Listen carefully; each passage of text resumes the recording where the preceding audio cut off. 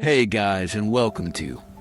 Today we find ourselves on a journey through the subtle yet significant world of anxiety, where even the smallest of worries can sometimes feel like insurmountable mountains. You know those moments when you feel like your mind is racing, every thought pulling you in different directions, and every little thing that happens feels like it might tip you over the edge?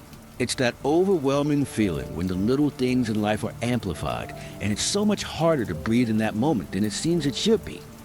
Now, here's a soft reminder that it's okay to feel these waves of emotion. Everyone has their own version of small anxieties, and today we'll explore them with kindness, understanding, and an openness to finding soft landings, even in the emptiest of moments. So, before you get comfortable, take a moment to like the video and subscribe, but only if you genuinely enjoy what I do here. I love hearing from you, so feel free to drop a comment about where you're listening from and what time it is where you are. I'm genuinely curious. Now, dim the lights, maybe turn on a fan for that soft background hum, and let's ease into the day's journey together. It could be a small thing at work, like the thought of an email you need to send but keep postponing.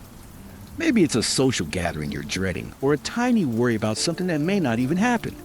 It doesn't have to be anything catastrophic to throw off your balance. Here's where it gets interesting. Small anxieties can feel far bigger than they actually are because our minds often magnify them, spiraling them into something more significant.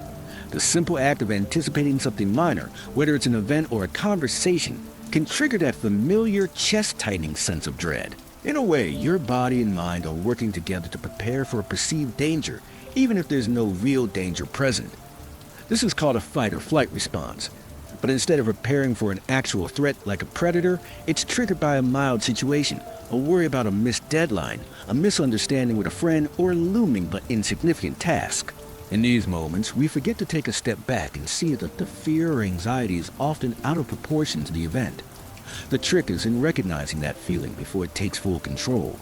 The trick is remembering that, right now, the danger is just a story you're telling yourself, and you don't have to believe it. So here's an idea.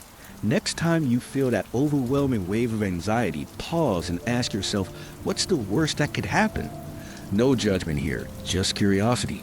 Sometimes we give power to these feelings without realizing it, just because they seem like they need our attention. Taking a moment to gently unpack the situation can shift your perspective, making the anxiety feel less like a heavy weight and more like a passing cloud. And just as a soft reminder, it's perfectly natural to feel anxious or overwhelmed by small things. It happens to all of us, and you're not alone in that experience. Sometimes it's about recognizing that this feeling is just a temporary state, one that will eventually pass.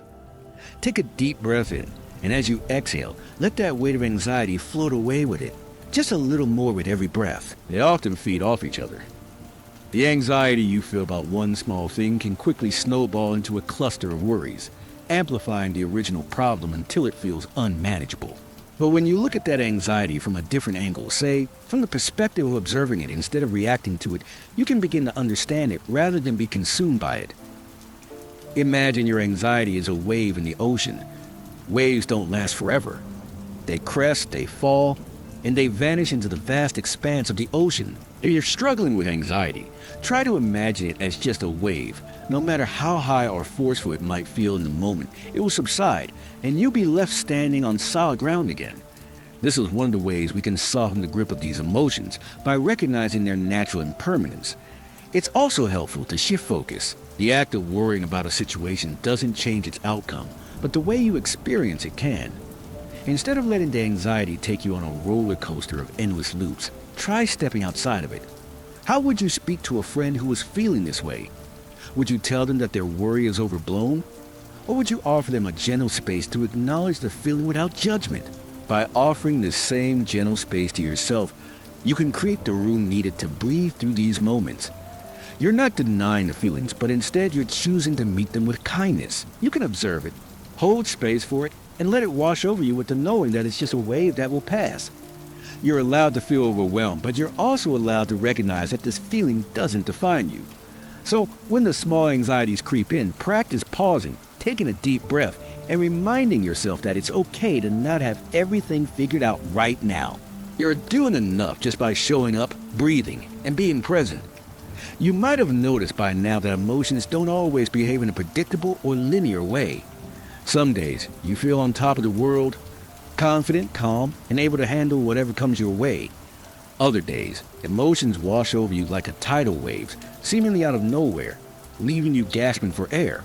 There's a unique, unpredictable rhythm to how our feelings rise and fall, and it can be a real challenge to navigate. The emotional waves are real, sometimes calm, sometimes stormy. But what makes them difficult to handle is not always the intensity of the emotions themselves, but the feeling that you can't control them. One moment, you might be feeling completely centered, and then the next you're swept up in frustration or sadness with no warning. It's like the ocean, isn't it? You're sailing along, thinking things are calm, then suddenly the waves rise and you're caught in the swell. Here's where it's helpful to remember that the emotional waves we experience are natural. You're not doing anything wrong by feeling them. It's part of being human. These waves may come crashing down, but just as quickly they'll recede. Emotions, like waves, have a beginning, a middle, and an end. They rise and fall, grow and shrink. They don't stay with you forever, even though it may sometimes feel that way. Now, let's take a moment to acknowledge the nature of these waves. When we say waves, we mean emotional surges that sometimes come unexpectedly or feel more intense than we'd like them to. These waves can be triggered by anything: an argument with a friend, an overwhelming work project, or something as small as a missed phone call that gets your mind spinning. But when these waves do come, what's important is not to resist them or try to force them away. Resistance often makes them feel stronger. Instead, we can learn how to flow with them. Try this small exercise. The next time you notice an emotional wave rising, take a deep breath and mentally picture it like a wave in the ocean. See it coming, growing bigger, and then imagine it gently crashing on the shore and fading away. As you visualize the wave dissipating, notice the calmness that follows. Give yourself permission to ride it out, knowing that this moment won't last forever. This practice helps you to shift your relationship with the wave of emotion. Instead of fighting it, you're embracing its natural ebb and flow, and you're learning to trust that you can handle it no matter how it feels in the moment. Emotions are a shared human experience. Every single person on this planet feels them, sometimes big, overwhelming, sometimes subtle and quiet. And yet we tend to isolate ourselves when these waves roll in, thinking that they make us different or that others can't relate. But the truth is, we're all in this together, navigating the highs and lows of life. It's also normal to feel afraid of how these waves might affect us. We often get caught in the fear that our emotions will overpower us, that we won't be able to handle them. This fear can make the waves feel even bigger. The trick here is to acknowledge the fear without giving it too much power. Instead of saying, "I can't handle this," try reframing it to, "This feels really big right now, but I can handle it." Remember, it's not the wave itself that's the problem. It's how you respond to it. One of the reasons that emotional waves can feel so intense is that we often add a layer of judgment on top of them. We start thinking things like, "I shouldn't feel this way," or "I'm overreacting," but those thoughts only add fuel to the fire. Instead of judging yourself for feeling overwhelmed, try to simply notice it. Give it space to exist. You can feel overwhelmed without letting it define you. It's perfectly natural to experience waves of emotion, and there's no need to rush to push them away. Here's a simple reflection you can do next time you feel a wave coming. Gently place a hand on your chest and acknowledge the emotion you're feeling with this thought: "I am safe. I can feel this. I do not need to fight it." This simple gesture, along with your words, can create a sense of grounding in the midst of chaos, reminding you that emotions, no matter how intense, are temporary. As you sit with this idea of emotional waves, let's turn our attention to how you can deepen your connection with your own feelings. When an emotional wave hits, it's easy to try to push it away or distract yourself. But the more you allow yourself to feel and process these waves, the less power they'll have over you. When you resist, you give them more energy. When you accept, you create space for them to naturally pass. Emotions, when experienced without judgment, become less overwhelming. Instead of seeing them as enemies to be conquered, try viewing them as signals that are pointing to something deeper within you. Maybe the wave is a sign that you need rest, or that there's something unresolved in your mind that needs attention. When you start to treat your emotions with curiosity and compassion, you'll find that they no longer feel like a battle. You're not at war with yourself. You're simply riding the waves, letting them wash over you, and then letting them go. The ocean of emotions is vast, and you are capable of navigating it with grace, even on the stormiest of days. As you reflect on your emotional waves, take comfort in the knowledge that they are not only natural but necessary for your growth. They shape you. They remind you that you're human, alive, and feeling. The next time one of these waves comes crashing in, you can greet it with acceptance, knowing it will eventually calm and pass. Until then, you got this. Trust that you're capable of weathering whatever emotional waves come your way. There are moments in life when everything feels quiet, so quiet, in fact, that you wonder if something's wrong. Maybe you've had that feeling before, when the world around you is calm, yet inside, there's a sense of emptiness that you can't shake. It's almost as if something's missing, or that you've entered a space where the hum of life has momentarily stopped, leaving you alone in the silence. This emptiness can be unsettling, especially when you've been so accustomed to the noise of daily life, the rush, the conversations, the constant background noise of thoughts and tasks. But here's the thing, silence doesn't always mean something's wrong. Sometimes it's an invitation to pause and reflect. We often think of emptiness as a negative experience. It can feel like a void, a space that needs to be filled immediately. We might try to push it away, distracting ourselves with tasks, social media, or noise, hoping that the emptiness will disappear. But what if, instead of running from it, we allowed ourselves to sit with it for a while? What if, instead of fearing the emptiness, we explored it? Here's something to consider. The emptiness you feel doesn't have to be filled right away. It doesn't need to be seen as a problem that requires fixing. In fact, there's wisdom in sitting with this space. It's in these quiet moments of emptiness that we can reconnect with ourselves, free from the distractions and the constant movement of the world. In emptiness, there's clarity. Think of it like a clean slate. In the absence of noise, you can hear your own thoughts more clearly. You can take the time to reflect on what's truly important to you and what may have been buried under the chaos of everyday life. You can let yourself breathe deeply and just be without any immediate need to do, fix, or change. It's important to note that emptiness isn't a permanent state. It's like the calm between storms or the pause before the next big wave. Emptiness can be a brief moment of rest, a necessary space where you can gather your energy before you dive back into the fullness of life. And during this time, you have a unique opportunity to reconnect with your inner self. But it's easy to feel overwhelmed by that quiet, isn't it? When you're used to being constantly on the go, or to having your thoughts filled with plans, tasks, and worries, the absence of noise can feel almost unsettling. That's okay. It's natural to feel uncomfortable when the usual distractions aren't there to keep you occupied. In those moments of discomfort, you might find yourself asking, what do I do with all of this empty space? The answer is nothing. You don't have to do anything. It's okay to just be with the quiet, to let the silence fill you without feeling the need to fill it with thoughts or activities. This can be a gentle reminder to give yourself permission to just exist without the pressure to always be doing something. Try this. The next time you find yourself in a quiet moment, take a few deep breaths and simply sit with the emptiness. Don't rush to fill it. Just allow it to be. Feel the space around you, and in that space, listen to what your heart or your body might be trying to tell you. What thoughts or emotions arise when the distractions are gone? What do you notice about yourself in the stillness? You might be surprised by what you find. Sometimes, the quiet can bring clarity and peace because you've given yourself permission to just be. No judgments, no expectations, just you, with all your thoughts and feelings as they are. If we dive a little deeper into what this emptiness represents, it becomes clear that it's not a void that needs to be filled with something external. It's more like a signal, asking you to reconnect with your inner world. Emptiness can represent a need for reflection or a desire to slow down. It might also signify a longing for something deeper, perhaps a sense of purpose or connection that hasn't been fully addressed in the busyness of life.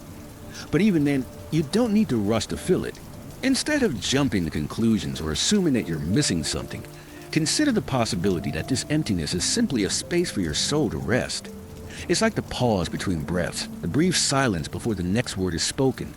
It's necessary, and it allows for the next thing to come in with clarity and intention. In these moments of emptiness, you may also realize that you don't need to always be filled with activity, noise, or even company to feel whole. You are whole as you are. This emptiness is not a sign of lack. It's just a natural part of life's cycle.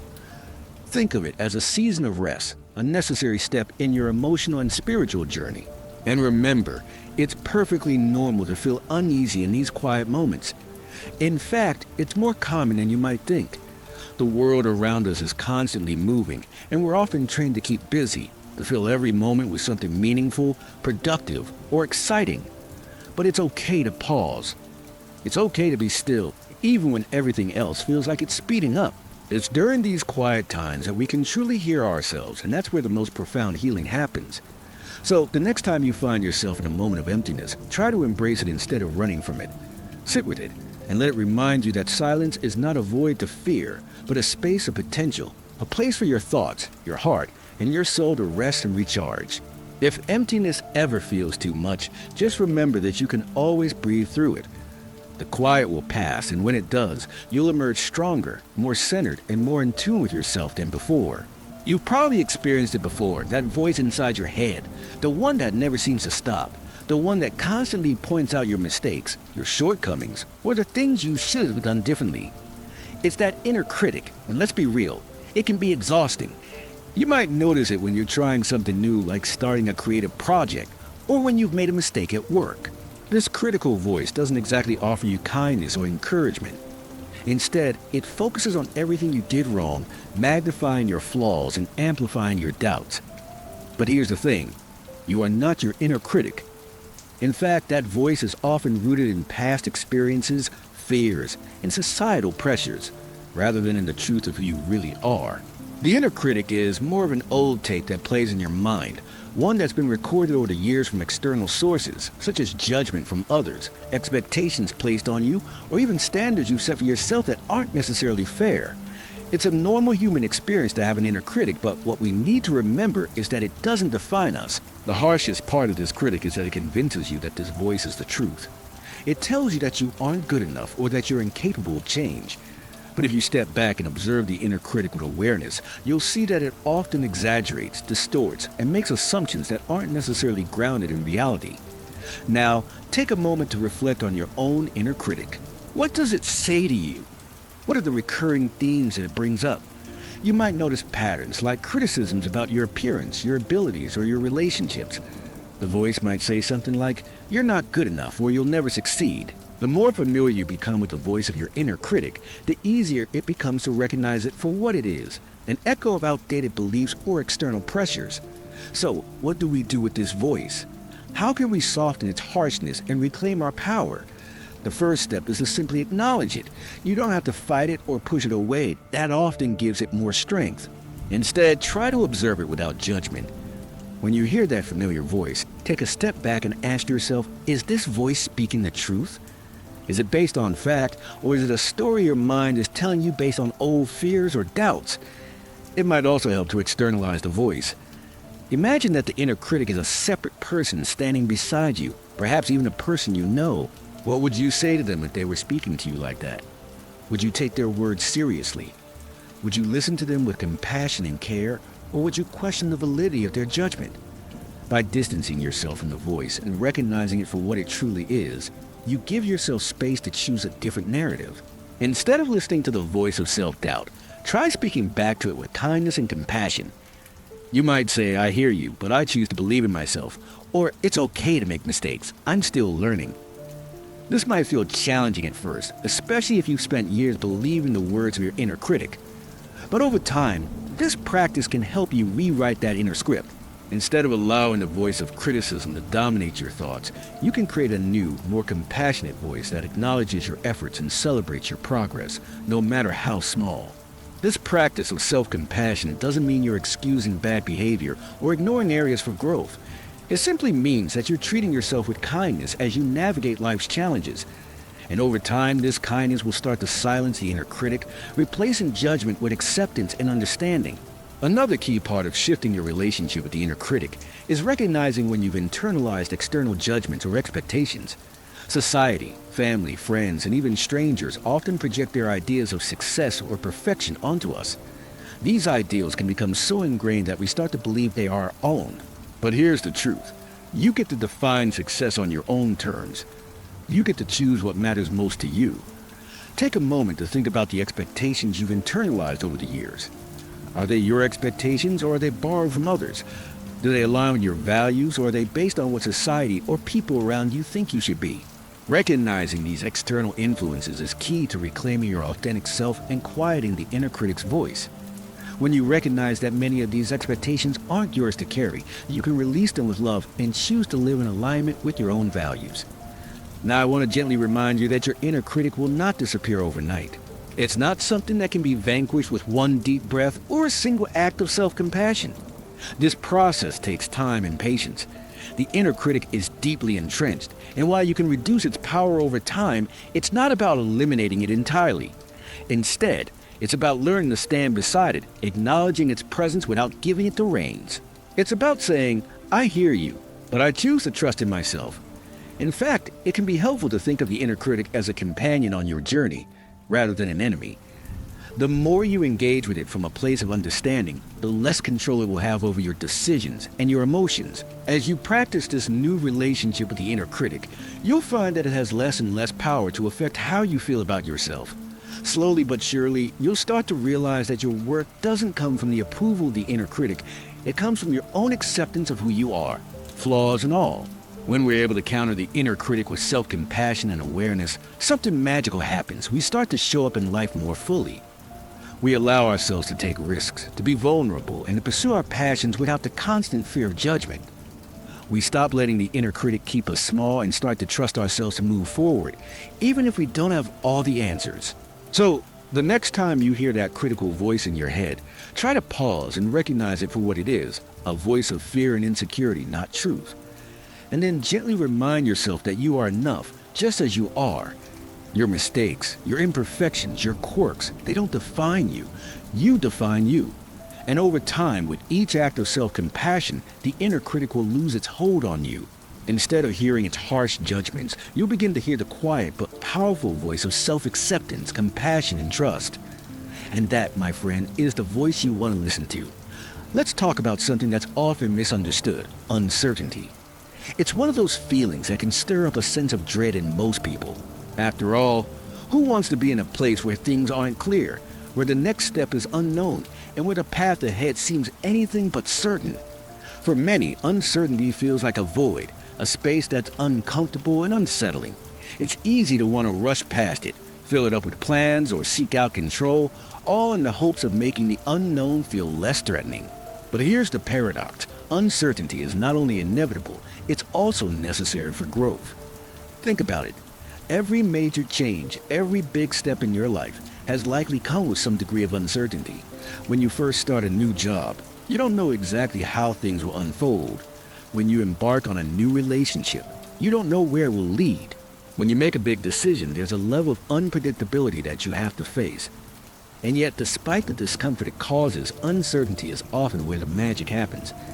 It's in that unknown space that we learn to trust ourselves. We learn to navigate ambiguity and to become comfortable with the idea that not everything can be planned or controlled. And when we let go of our need to control every detail, we open ourselves up to the flow of life and to experiences that might surprise us in the best possible way. So, instead of trying to avoid or escape uncertainty, how about we start learning to embrace it? This doesn't mean that uncertainty will ever be easy, but it does mean that you can shift your relationship with it. Instead of seeing it as a threat, try to view it as an invitation to be present, an invitation to trust in your ability to handle whatever comes next. One of the most powerful things you can do in moments of uncertainty is to sit with it. When things feel unclear, or you're faced with decisions that don't have a clear answer, resist the urge to fill the space with distractions or rash decisions. Instead, practice sitting with the discomfort. This doesn't mean forcing yourself to make decisions in the moment, but rather giving yourself permission to stay with the unknown for a while. Allow yourself the time and space to breathe, to think, and to feel without needing to know the answer immediately. By allowing yourself to sit with uncertainty, you are honoring your own process. It's like giving your mind and heart the freedom to explore different possibilities without rushing to fill in the blanks. When you do this, you may find that the answers you're seeking naturally arise when the time is right. And remember, it's perfectly natural to feel anxious or uneasy when faced with uncertainty. Many of us feel that way. It's not a sign that you're doing something wrong. Instead, it's a sign that you're human. You don't have to have everything figured out all at once. It's okay to not know the full picture. Sometimes, Just knowing that you don't need to know everything is the most freeing feeling. Here's a gentle practice to help you with sitting in uncertainty. Next time you're faced with a decision or a situation where you don't have all the answers, take a moment to close your eyes and take a deep breath. As you breathe in, imagine that you're drawing in a sense of calm and peace. As you exhale, imagine releasing the need for control, letting go of the pressure to know what comes next. With each breath, let yourself feel more at ease with the uncertainty, knowing that you don't have to rush into answers. You're allowed to simply be in the unknown for a little while.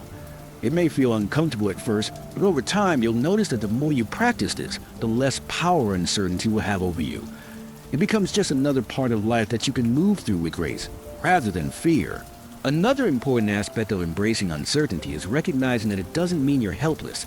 It doesn't mean you're passive or stuck. In fact, embracing uncertainty can be incredibly empowering. It's about learning how to take the next step even when you don't have a crystal clear map of where you're going. It's about trusting that you have the inner resources to handle whatever comes your way, even if it's unexpected. Uncertainty is where possibilities are born. It's where you can pivot, adapt, and grow. When you accept uncertainty, you open yourself up to a world of new experiences and opportunities. You might not know exactly what will happen, but by staying present and trusting yourself, you can navigate the unknown with confidence. Think about it. There are so many areas of life where uncertainty is a necessary part of growth. You don't learn anything new without stepping into the unknown. Whether it's learning a new skill, meeting new people, or pushing yourself to go outside your comfort zone, uncertainty is always present in those moments.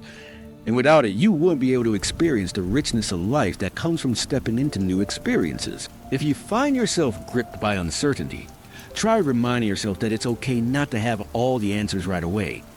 It's okay to sit in that space for a moment, to feel the discomfort, and to trust that things will become clearer in time. Life isn't a straight line. It's a journey full of twists, turns, and moments of unpredictability. But those moments are what make it interesting, and they're what help you grow stronger. So, next time you're faced with uncertainty, try to see it as a gift. It's an opportunity to trust yourself, to open up to new experiences, and to allow life to unfold in ways you can't yet imagine. And most importantly, remember, you don't have to know everything right now. Just take one step forward and let the journey unfold as it's meant to. Silence. It's one of those things we tend to overlook or shy away from in our fast-paced world. We're constantly surrounded by noise, music, chatter, cars, the hum of the refrigerator. There's always something happening in the background. But here's the thing, silence isn't empty. It's full of potential. It's in the silence that we can hear ourselves, our own thoughts, and sometimes even the wisdom of our inner voices. In the stillness, we can find healing, clarity, and even peace. It's easy to think of silence as a void, a space that needs to be filled with something more exciting, more stimulating. But what if silence could be seen as a gift? Instead of rushing to fill it with distractions or noise, what if we embrace it as a space for reflection, for rest, and for deepening our connection with ourselves? Silence doesn't need to be scary. It doesn't need to be uncomfortable. In fact, when we learn to sit with it, we can begin to uncover layers of ourselves that we might have overlooked in the constant buzz of everyday life. Silence gives us the space to think without the noise of other people's opinions, without the pressure of the next task or the to-do list that never seems to end. It allows us to just be. It's where we can breathe, feel, and simply exist without the need to perform or be anything other than ourselves. And let's face it, in a world that constantly demands our attention, there's something incredibly freeing about the idea of simply sitting with ourselves in complete quiet. So why is silence so healing? When we allow ourselves to rest in quietude, we're giving our minds and bodies a chance to reset. Think about it. How often do we give ourselves permission to truly relax? We might think we're resting when we're watching TV or scrolling through our phones, but that's not real rest. Real rest happens when we step away from the noise, even if just for a few moments. It's in the stillness that we can find moments of reflection and insight, allowing us to listen to our inner wisdom that often gets drowned out by the distractions of life. There's also a certain power in silence. It allows us to become more aware of our feelings and thoughts. Without the constant external noise, we're able to tune into our emotions in a way that's more mindful and intentional. This doesn't mean we always like what we hear or feel, but it does give us a space to process them without rushing to change them. Silence gives us permission to feel what we need to feel, without judgment. Think about the last time you spent a few minutes in true silence. Maybe you were sitting alone in a quiet room, or perhaps you were walking in nature with no distractions. What did you notice? Was there a sense of calm, or was there a little unease, like your mind was craving something to latch onto? That's okay. It's natural to feel a little uncomfortable at first, especially if you're not used to being in silence. But the more you practice, the more you begin to notice that silence doesn't have to be a void to fear. It's a space to reflect, to recharge, and to be fully present with yourself. Here's a little practice you can try. The next time you feel overwhelmed, take a moment to step into a quiet space. Turn off your phone, close the door, and just breathe. Don't try to fill the silence with thoughts or worries. Simply let yourself be still. You might notice your thoughts begin to settle, like the ripples in a pond slowly calming down. You might even feel a sense of peace settling over you. A peace that's always there but is often drowned out by the constant noise of the world. In those moments of silence, ask yourself, what do I need right now? You might be surprised at the answers you receive. Sometimes we don't need anything more than a few minutes of stillness to reconnect with ourselves and find the clarity we've been searching for. Another powerful aspect of silence is its ability to foster mindfulness. Mindfulness, as you may already know, is the practice of being present in the moment without judgment. It's about noticing the world around you without getting lost in thoughts about the past or the future. Silence is one of the most accessible ways to practice mindfulness. When you step into a quiet space, you can focus on the sensation of your breath, the sounds of your surroundings, or even the rhythm of your heartbeat. By doing this, you cultivate a deeper awareness of the present moment. Mindfulness in silence doesn't require any special tools or techniques.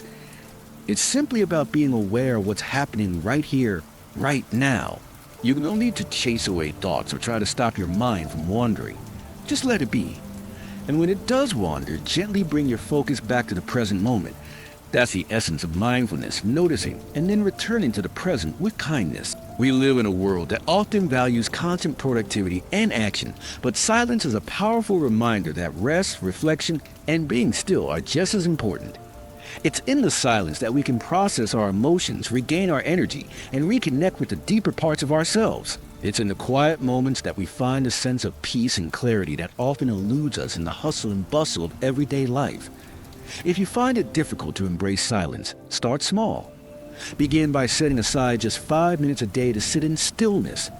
Turn off distractions and simply focus on your breath or the sensation of being present in the moment. Over time, you'll notice that silence becomes less intimidating and more soothing.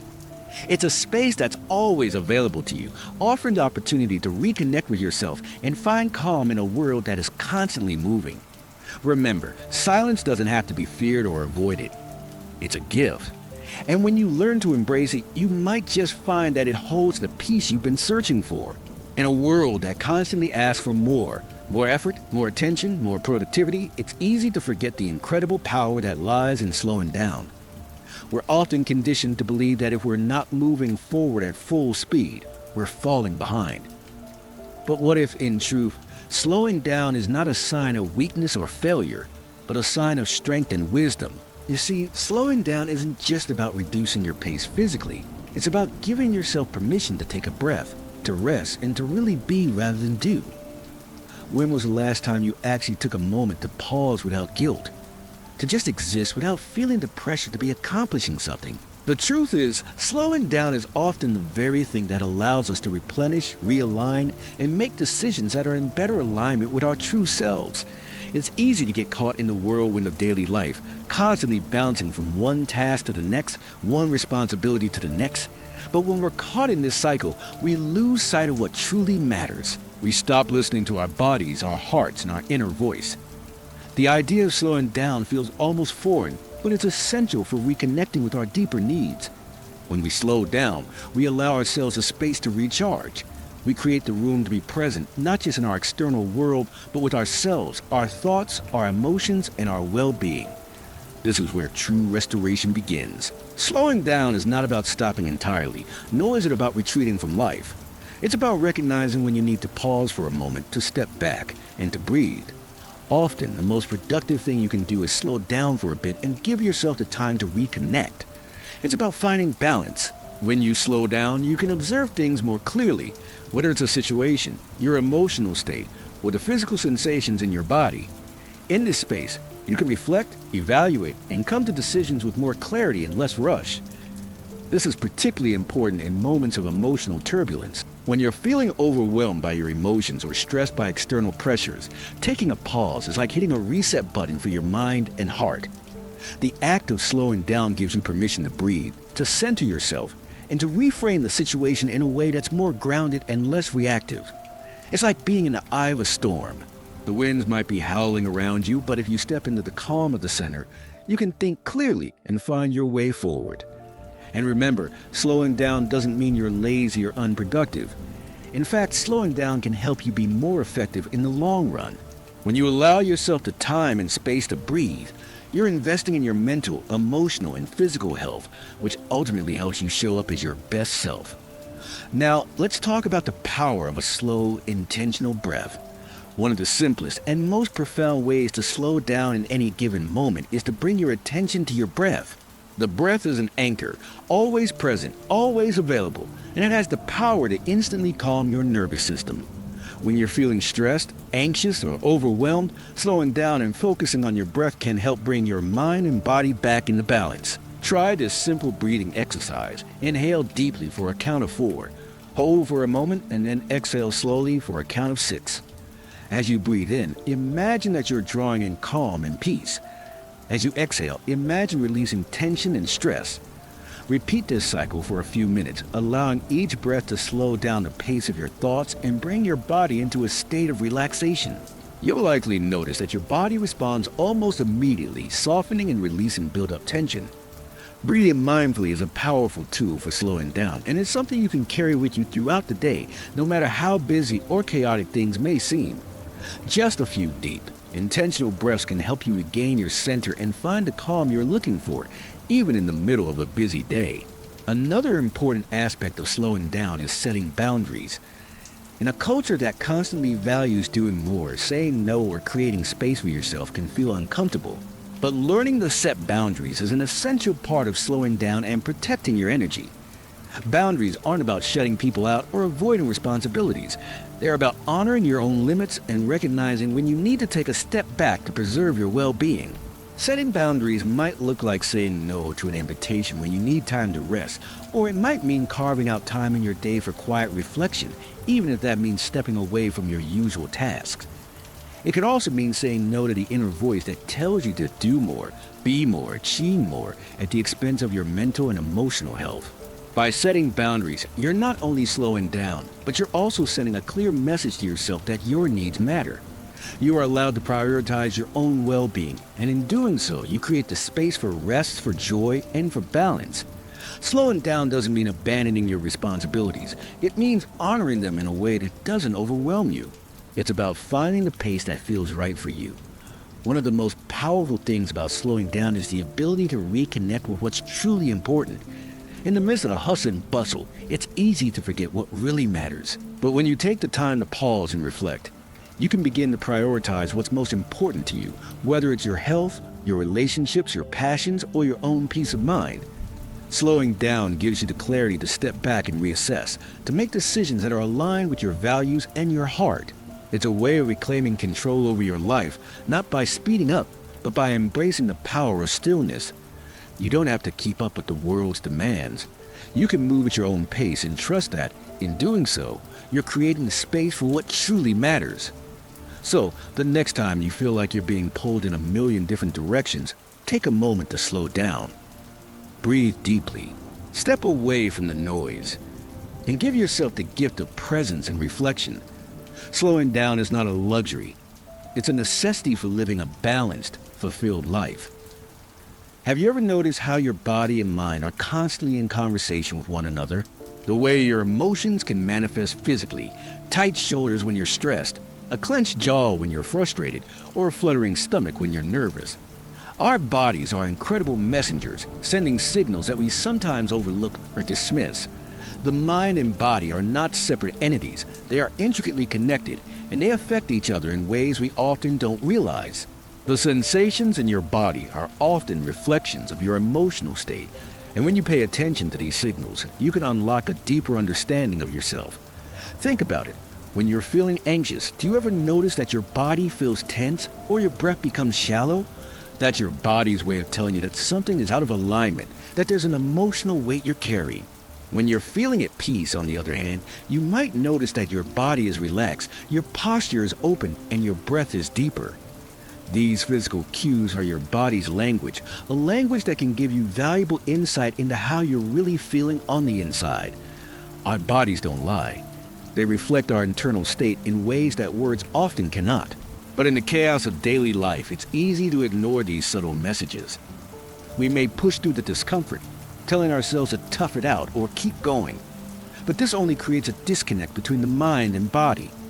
When we neglect what our bodies are trying to communicate, we risk disconnecting from ourselves and from the healing that our bodies are naturally capable of.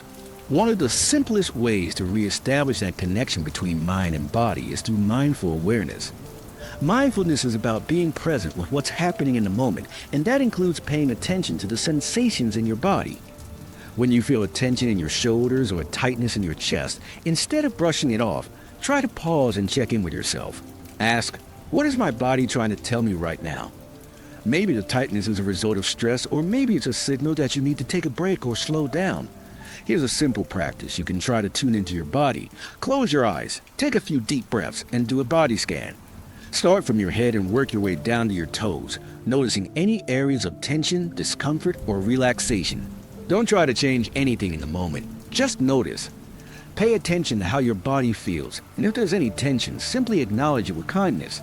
You don't need to fix it immediately. Simply noticing and acknowledging your body's sensations can be incredibly grounding and can help you reconnect with yourself. As you move through this practice, remember to be compassionate with yourself. There's no need to judge or criticize your body for the way it feels. The goal is not to correct your physical sensations, but to observe them with awareness and acceptance. Your body is telling you what it needs, and by tuning into those messages, you create space for healing and alignment. The mind-body connection also plays a key role when it comes to emotional well-being. Emotions aren't just abstract concepts that exist in our minds, they also have a physical presence. Have you ever felt a surge of anger or frustration and noticed that your heart rate increases or your face flushes? Or maybe you felt sadness and found that your energy feels heavy, your body tired and slumped. Our emotions are not just thoughts in our heads, they are experienced in the body as well. This is why working through emotional distress doesn't just involve changing our thoughts, it also involves taking care of our physical selves. One way to support this connection is through movement. Physical activity, whether it's a long walk, yoga, or simply stretching, helps release stored tension and allows you to process emotions that are held in the body. Movement gives the body a chance to release what's been built up, whether that's stress, anxiety, or even joy. If you've ever danced to your favorite song or gone for a walk after a tough day, you've experienced a release of emotion through physical activity. But movement doesn't always have to be intense. Gentle activities like stretching, mindful walking, or even just taking a few deep, intentional breaths can help ease any tension and bring your mind and body back into alignment. When you focus on your breath during these moments, you also activate the parasympathetic nervous system, the part of your nervous system that helps you relax and restore. Another way to strengthen the mind-body connection is through self-care rituals. These rituals don't need to be extravagant or time-consuming. They can be as simple as taking a warm bath, applying lotion to your skin, or sipping a cup of tea in silence. When you engage in these practices mindfully, they become more than just physical actions. They become ways of connecting with yourself, of acknowledging your body and its needs.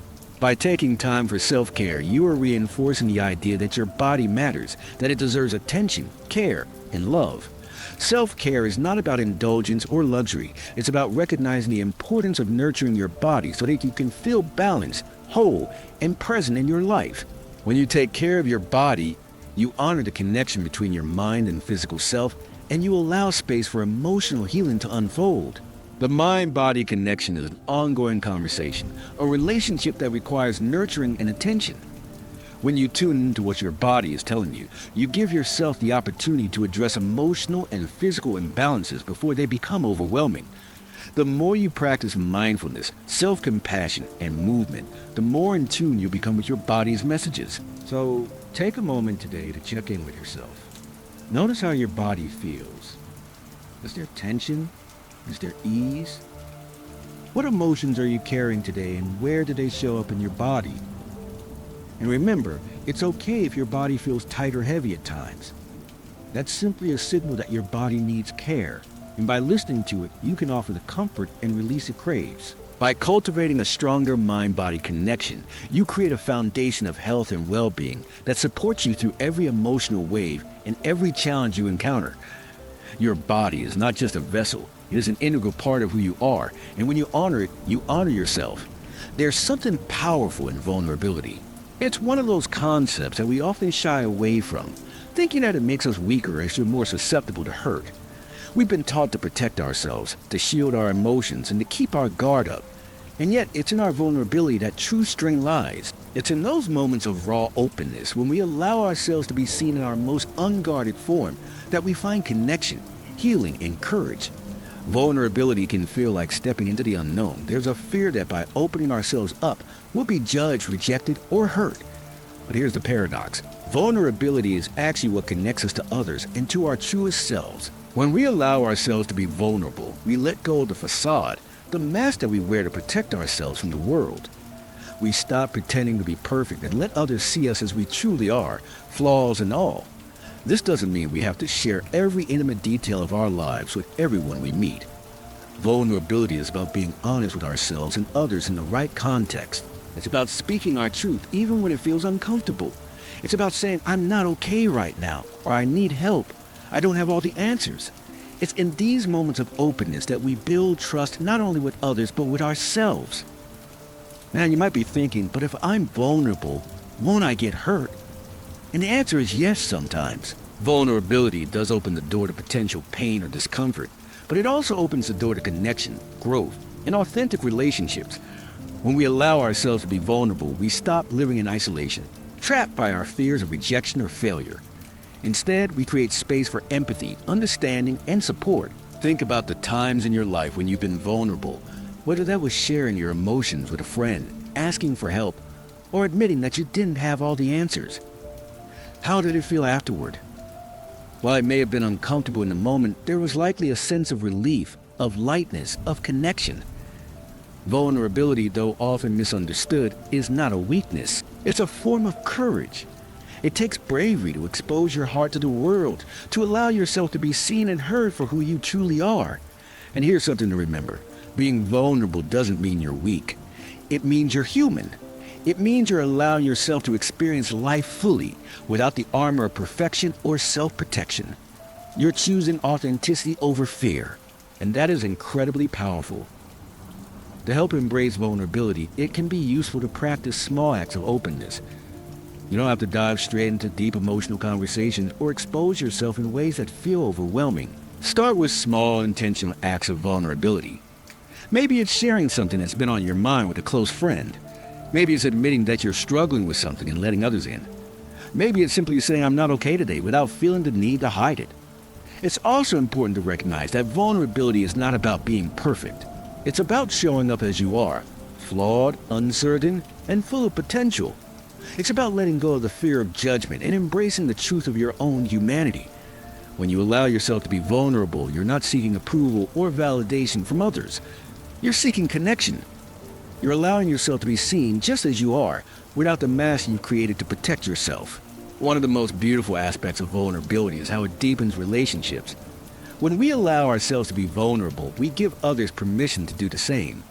Vulnerability is contagious. When we share our hearts, we create space for others to share theirs.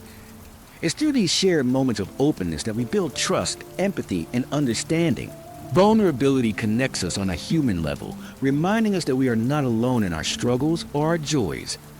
We all carry our own burdens, our own wounds, and our own dreams, and vulnerability allows us to recognize and honor that shared experience. In romantic relationships, friendships, and even in professional settings, vulnerability fosters intimacy. It creates a bond that goes beyond surface-level interactions and allows us to connect on a deeper, more authentic level. It's not about being perfect or putting up a facade of strength. It's about showing up as your true self with all your imperfections and trusting that the right people will accept you for who you are. And remember, vulnerability is not just about how we interact with others, it's also about how we treat ourselves. Being vulnerable with yourself means allowing yourself to feel your emotions without judgment. It means acknowledging your fears, your weaknesses, and your desires without hiding them from yourself. When we are vulnerable with ourselves, we practice self-compassion. We stop pretending that we have everything figured out, and instead, we embrace the uncertainty and the messiness of being human. Self-vulnerability is about embracing your own story, accepting your flaws, and learning to love yourself just as you are. It's about letting go of the need to constantly strive for perfection and accepting that you're worthy of love and compassion, even when you're not at your best. Vulnerability is an act of self-love.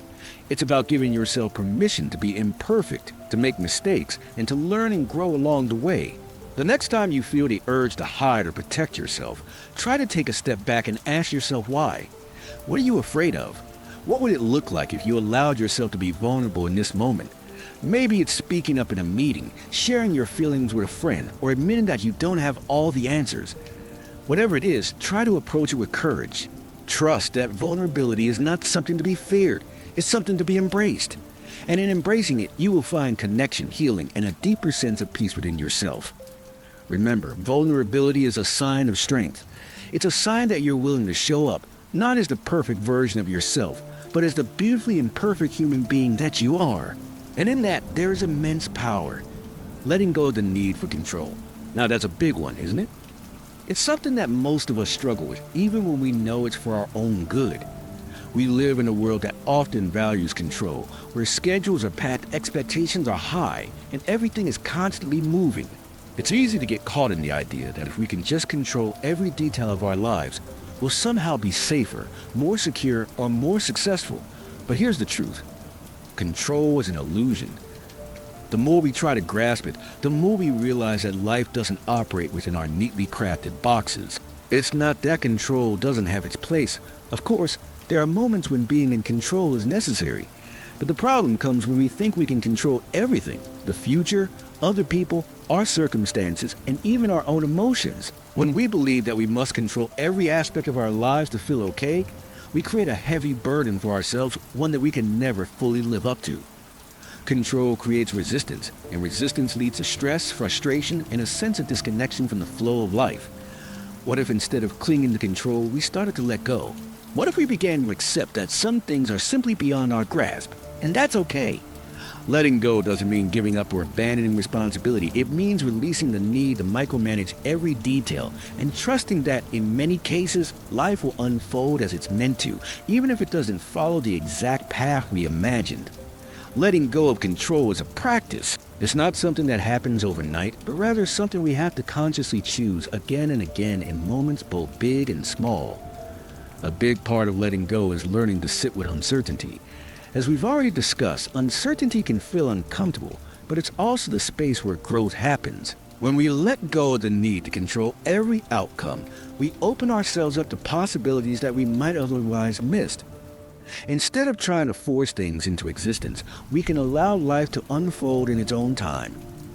One of the first steps in letting go is recognizing the areas of your life where you're holding on too tightly.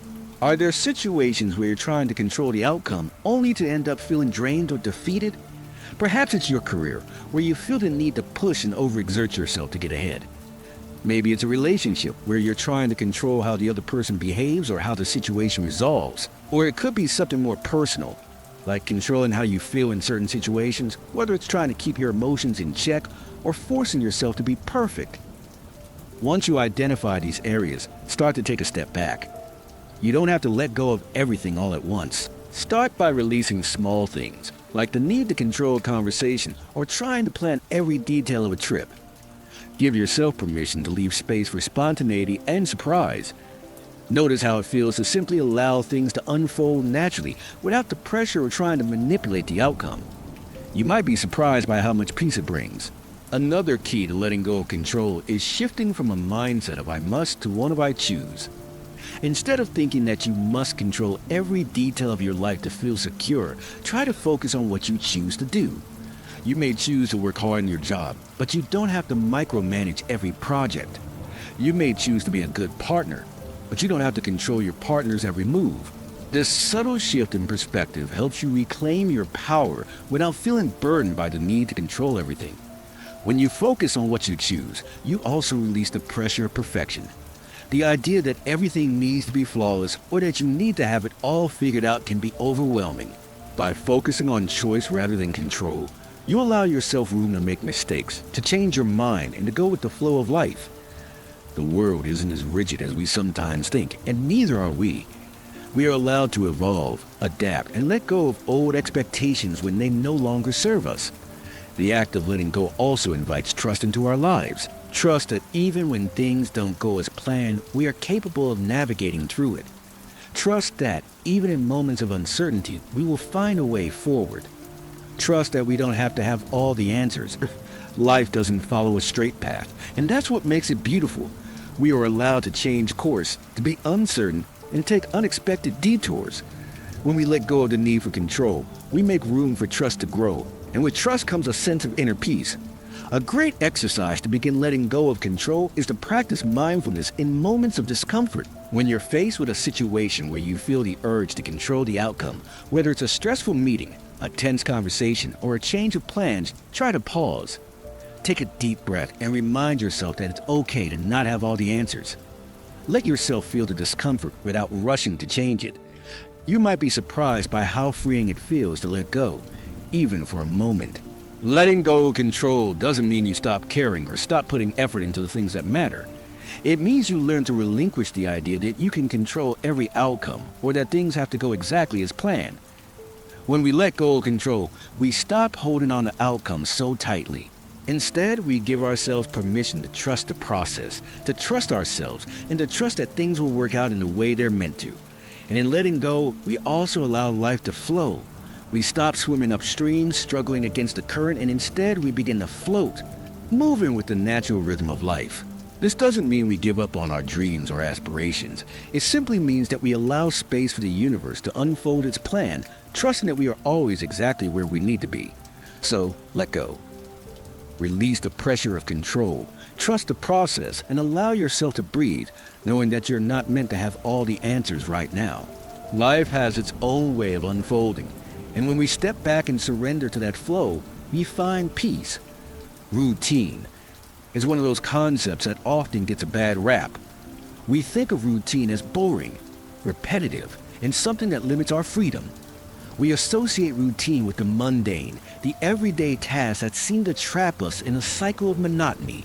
But what if, instead of limiting us, routine could actually bring more stability, clarity, and emotional balance into our lives? What if, in a world full of chaos and unpredictability, the structure of routine could be the anchor we need to keep us grounded? You see, routines don't have to be rigid or dull. They don't have to be packed with tasks that drain your energy. Instead, a well-designed routine can serve as a gentle framework that supports you and helps you thrive.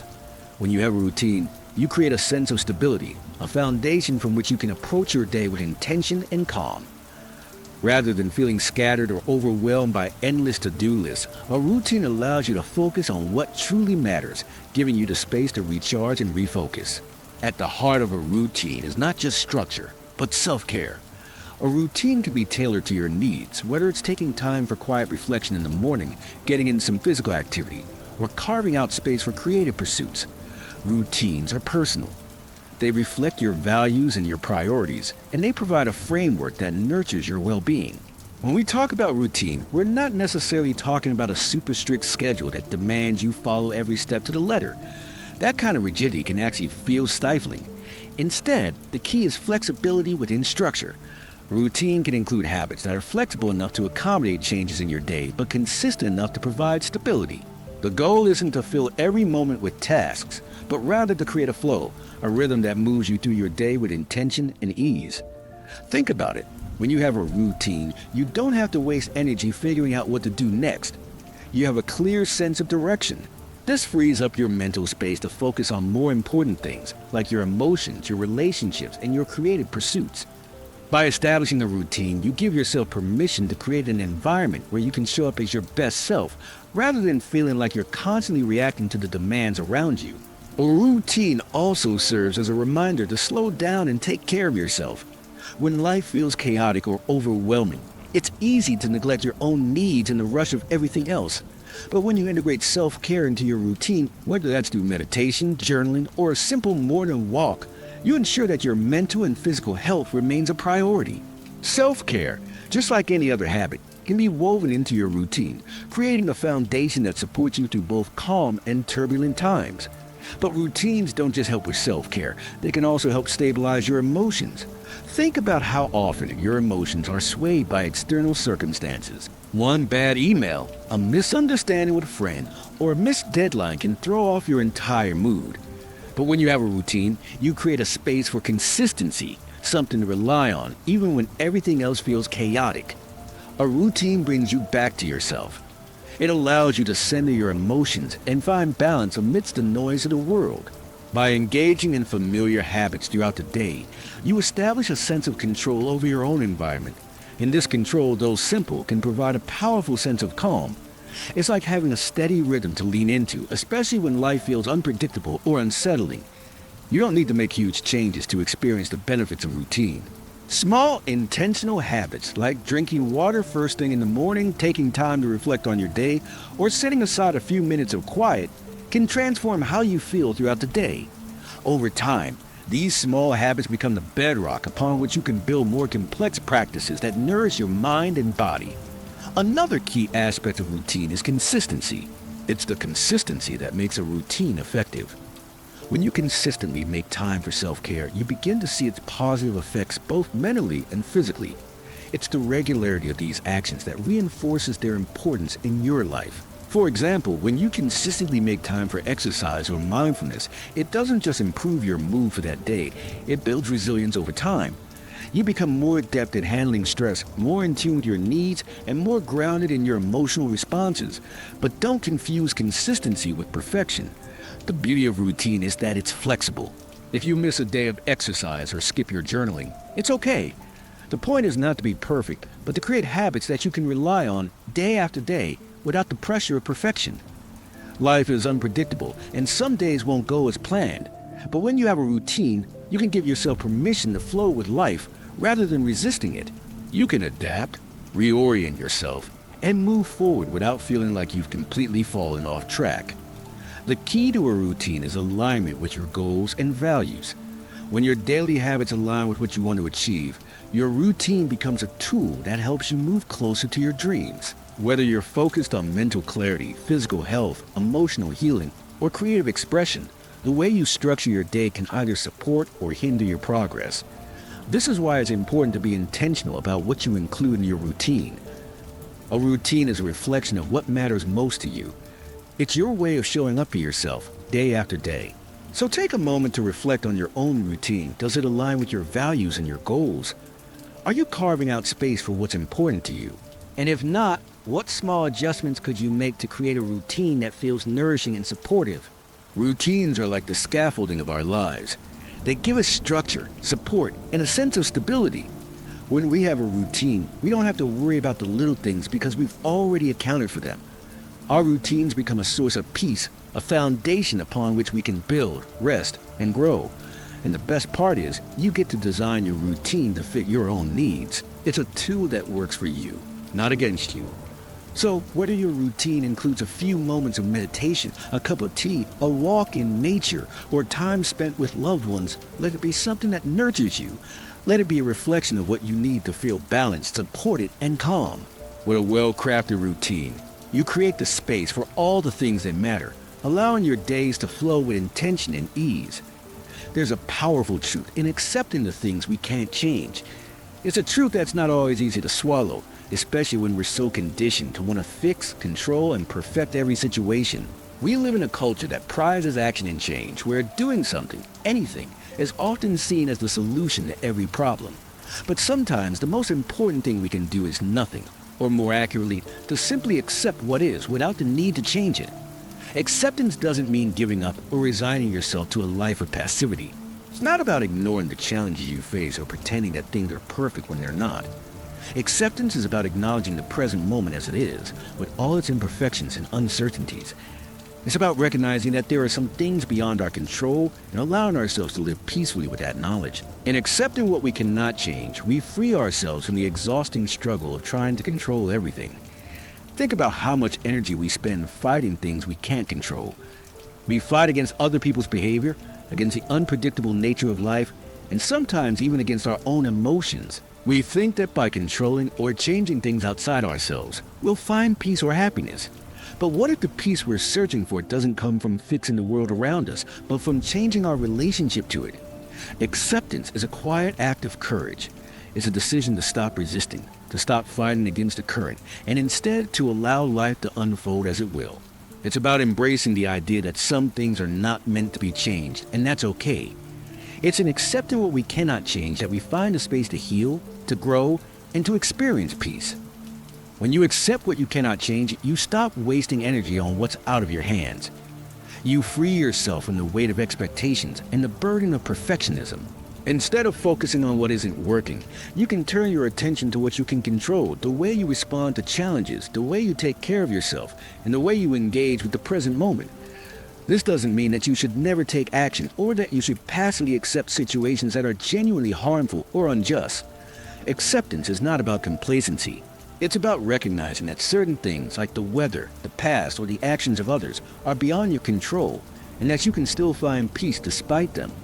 In fact, learn to accept the things you cannot change can actually make you more empowered in the areas where you do have control. When you accept things as they are, you're able to focus your energy on creating positive change where you can. You can work toward goals, take care of your well-being, and nurture your relationships, all without getting bogged down by the weight of things you cannot alter. Acceptance, in this sense, is an act of freedom. It releases you from the need to micromanage every detail of your life and allows you to step into a space where you can simply be. One way to practice acceptance is through mindfulness. Mindfulness is the act of bringing your full attention to the present moment without judgment. When we practice mindfulness, we're not trying to change or fix what's happening. We're simply observing it as it is without resistance. This practice can be incredibly liberating because it reminds us that we don't need to fix everything. We don't need to be constantly doing or striving. In mindfulness, we find the peace that comes with accepting things just as they are. Next time you find yourself frustrated by a situation you can't control, try this. Take a few deep breaths and bring your awareness to the present moment. Acknowledge what's happening without trying to change it. Recognize that this moment is fleeting, just like every other moment, and that you don't need to wrestle with it to find peace. By accepting things as they are, you create the mental space to respond thoughtfully, rather than reacting impulsively or getting swept up in frustration. Letting go of the need to control everything doesn't mean that we give up our sense of agency or responsibility. It simply means that we stop trying to force things into our preferred version of reality. It's about trusting that, even when things don't go according to plan, we have the strength to navigate them. We can still choose how we respond to life's challenges, and we can still create a life that aligns with our values and our goals. But in order to do this, we must accept that some things are outside of our control. Acceptance doesn't mean that we like everything, or that we condone things that cause us pain. It simply means that we stop fighting against the things we can't change and make peace with them. When we do this, we create space for clarity, for healing, and for growth. One powerful tool for practicing acceptance is to ask yourself, what would it feel like if I let go of this need to control? Imagine for a moment letting go of the weight of trying to perfect every situation, every interaction, every outcome. What if you could just let it be, trusting that you'll find your way no matter how things unfold? It may feel uncomfortable at first, but as you practice letting go, you'll find that it brings a sense of relief and peace. Remember, acceptance isn't about giving up. It's about acknowledging that there are some things that can't be changed, and that's okay.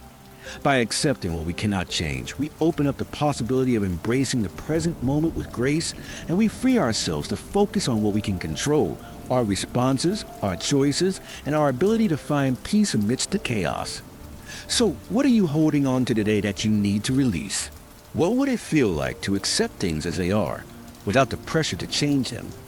Take a deep breath and let go, knowing that in accepting the present, you create the space for peace, healing, and growth.